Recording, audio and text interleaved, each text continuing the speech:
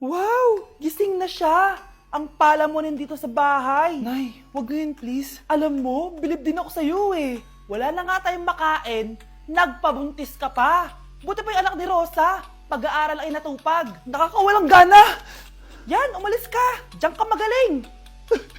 Kasalanan mo to! Sinira mo yung future ko! Ate, please, tigilan mo yan. Walang kasalanan yung bata. Hindi! Dahil dito, galit sa akin si nanay. Kaya dapat mawala na to! Ate, wag! Ate! Anak, kain ka na oh. Nay? Sorry anak ha sa mga sinabi ko. Hayaan mo, babawi ako sa'yo ha.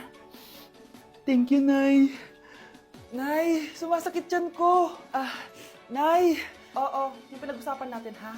Hihintayin ko lang mga anak tong babaeng to. Pag nabigay ko na yung bata, ibigay mo na agad yung pera sa akin ha. Palak ibenta ni nanay yung anak ko. O anak, okay ka lang? Walang iya ka, Nay! Ang sama mo! Akala ko, totoo nagbago ka na. Pera pa rin pala yung nasa utak mo. Abay, bakit? Wala ka nang pakinabang dito. At least yung anak mo, mapapakinabangan ko. Wala ka namang papakain dyan eh. Napakasama mo! Lalayas na ako sa impyernong to! Sige, lumayas ka! Sino tinakot mo? Tignan natin kung saan ka pupulutin. Hello, Bes. Hello, Bes. Kilala mo ba si Edward? Oo, Bes. Siya yung ama ng dinadala ko. Mayaman pala sila, Bes. Gusto kanyang makita kasi gusto niyang palagutan yung baby mo. Talaga? Oo, Bes. Ito na yun, Bes. Bes, hindi mo na kailangan magtiis na nanay mo. Hindi pwedeng anak ko lang ang makikinabang sa yaman ng lalaking yun. Dapat ako din. Tindahan ni Crush yun ah. Makabili nga. Pabili po. Ano yun? Ay, hello. Pabili po nun. Sige. Andiyan po ba yung crush ko? Ay, wala siya. Natutulog siya. Sayang naman. Oh, eto na binili mo. Ay, thank you. Oh, may kailangan ka pa ba? Wala na po. Ba't nandito ka pa? Di naman po natutulog yung crush ko eh. Kulit mo naman. Natutulog nga siya. Paanong tulog? Eh, gising nga siya. Ayan o, nanonood siya.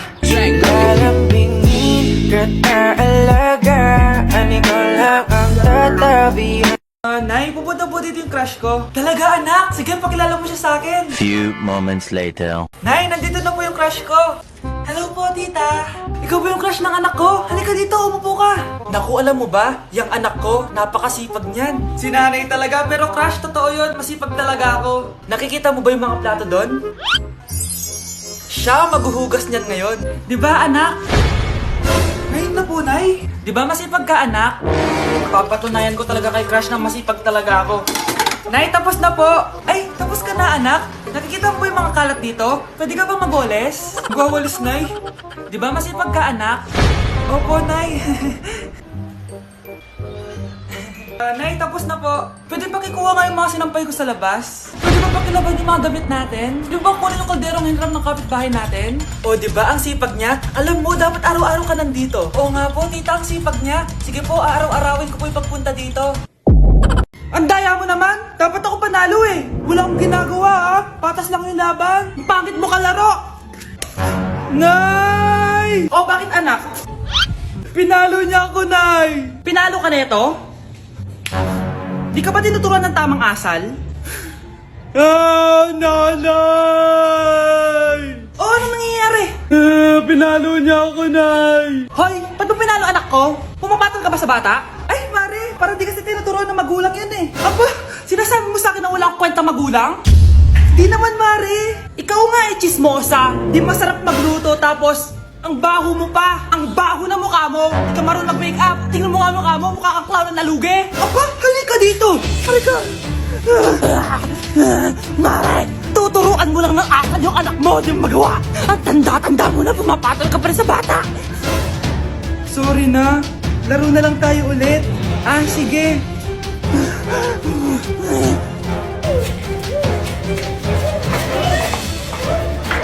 Good morning, class. Maganda kayo dahil mag-quiz tayo. Ang lakas magpa-quiz ni ma'am, akala mo naman nagtuturo siya. Trube. Hoy kayo, may sinasabi ba kayo? Ang sabi ko, ang lakas mo magpa-quiz, akala mo nagtuturo ka. Eh hindi naman eh. Ganun. Minamalditahan mo ako. Tara, sa principal's office. So, bakit nyo kinonduct tong research paper nyo? Ay, may choice ba kami, ma'am? Di ba sabi mo gawa kami na research? Bakit nyo kami tinatanong kung bakit namin kinonduct to? Aba, sumasagot ka? Eh, di ba question and answer tayo dito, ma'am? So, bawal na pala sumagot? Nilalaro nyo lang ata kami. Magpapakita na ako ng mga grades nyo at huwag kayong magreklamo kung bagsak kayo, ha? Okay, Scarlett, ikaw mauna. For sure, mataas grades ko. Ma'am, bakit bagsak ako? Bakit bagsak ka? Bakit? Pumapasok ka ba sa subject ko? Remember class, taga-compute lang kami ng grades nyo. Kayo ang tagagawa. Eh ikaw ma'am, nagtuturo ka ba? Aba, walang iya ka. Eh puro ka lang naman kwento ng buhay mo, di ba? True. Ito ba yun sa exam? Alang isasagot namin sa enumeration ma'am. Yung 5 naging crush mo nung high school? Class, ipasa nyo tong assignment na nakikita nyo sa blackboard. Ipasa nyo rin bukas yung 3 activity na pinapagawa ko. Okay ba? Ma'am, hinay-hinay naman. Bawal na kami matulog. Yung Diyos nga nagpahinga, kami bawal. Mukha ba kami robot, ma'am? Oo, nakakaramdam kami, oo, kasakit. Ah, nagrereklamo ka ba? Ay, hindi ako nagrereklamo, ma'am. Halos magkasakit na nga kami dahil wala kaming tulog. Diba? Mas ginaganahan kami mag-aral. Ah, pilosopo ka? Ibabagsak kita. Hindi mo na ako kailangan ibagsak dahil magdadrop na ako. Guys, pasupport ako ha dahil mag-vlog na lang ako. Go, be support! Bye, ma'am. Nay, nandito po yung boyfriend ko. Sige anak, papasukin mo. Ah, sige po, Nay. Babe, balik ka na. Ah. Hello po, tita. Ah, eto ba yung driver niya, anak? Boyfriend ko yan. Anong driver, Nay? Boyfriend mo to? Halika nga dito, anak. Ano ba yan, anak? Mag-boyfriend ka na nga lang. Pangit pa. Nay, ano ka ba? Mayaman yan. Siguraduhin mo lang, ha?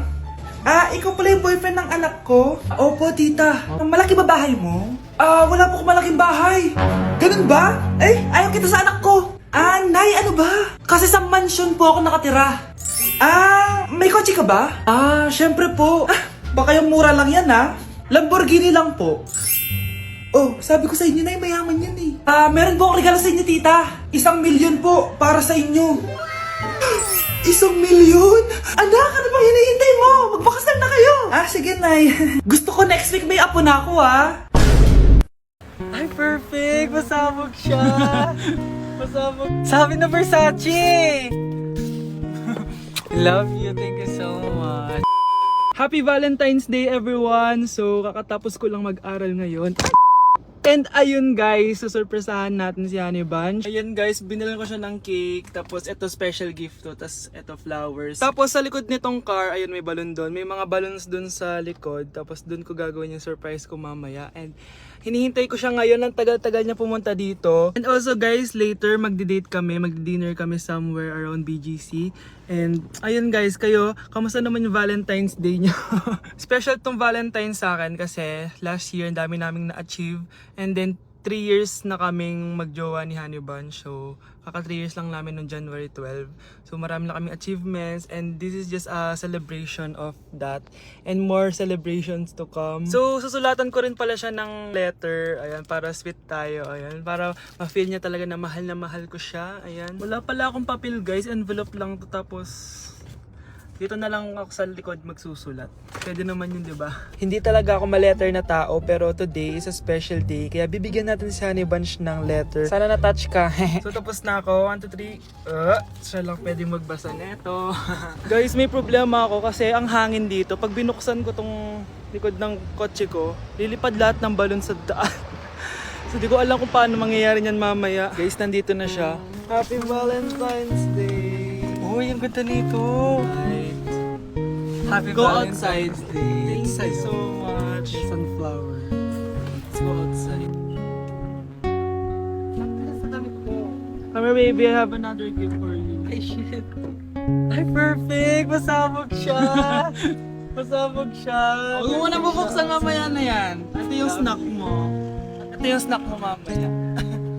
Happy Valentine's. Let's take a pic.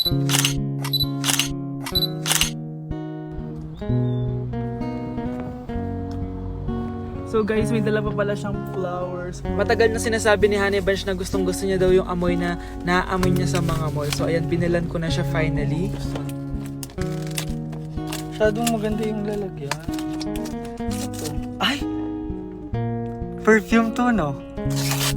Sabi na Versace! Hala, thank you! Di ba gusto mo yan? Oo! Perfume ka na. Pakita Bawal ko humingi sa Pakita mo. Hindi ko pwedeng humingi sa akin. Love you. Thank you so much. Super pasabog siya. This year siya pasabog. Last year wala siyang pasabog. Pero okay lang. May pasabog siya this year. I love Let's eat you. na ba muna here? Go lang. A letter for you.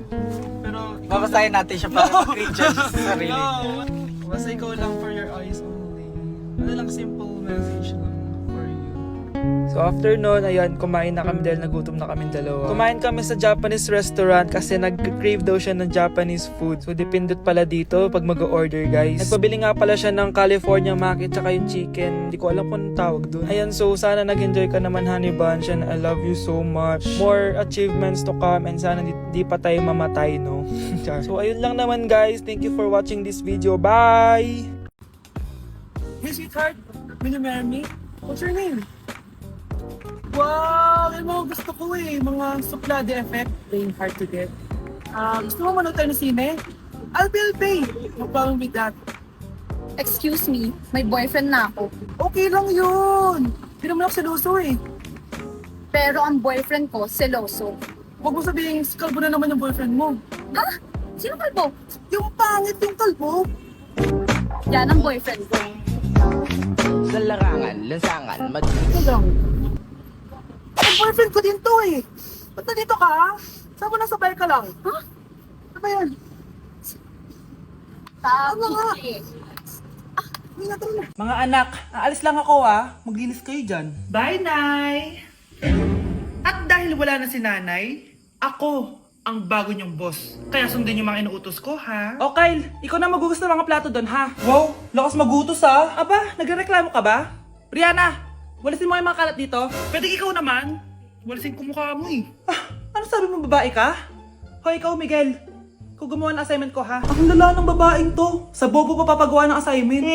Matutulog lang ako, Dapat pagkagising ko, tapos na lahat yan, Nakakainis si ate. Sobrang tamad na. Dami pang inuutos. Ano magagawa natin? Favorite kasi ni nanay yan Isumbong na natin niya kay nanay. Hindi pwede inaalipin niya tayo ng ganito. Anong isusumbong, ha?